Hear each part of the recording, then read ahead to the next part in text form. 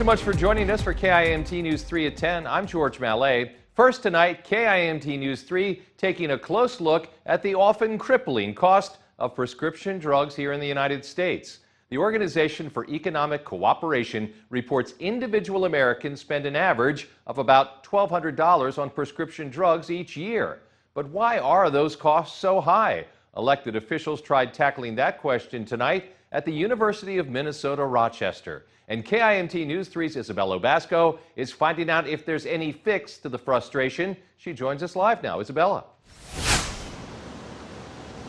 So, George, Americans every day have to deal with the rising costs of prescription drug prices. And at a public hearing today at the University of Minnesota, Rochester, one pharmacist says that she sees customers struggle to pay for their medications every day. And she says we need more transparency when it comes to dealing with pharmaceuticals.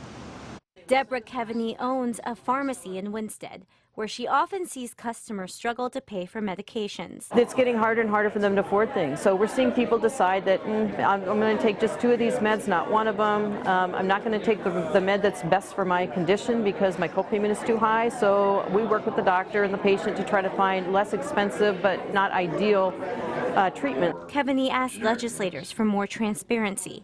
It's difficult for her family-owned stores to compete against pharmacy benefit managers, or PBMs.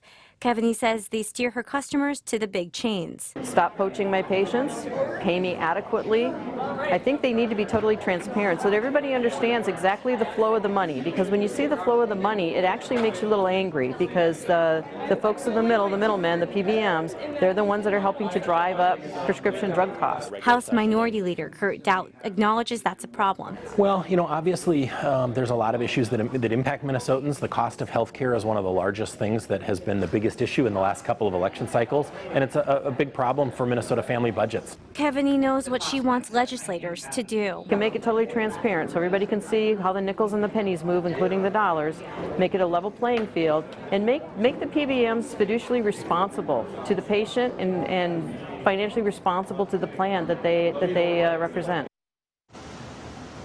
So Governor Tim Walz is doing what he can to make sure that the cost of prescription drugs are lower. He's calling on Senate Republican and House Democratic leaders to lower the cost of insulin. Live in Rochester, Isabella Basco, KIMT News 3. Insulin's a big one, Isabella. After the hearing today, representatives went on a tour of the Mayo Clinic.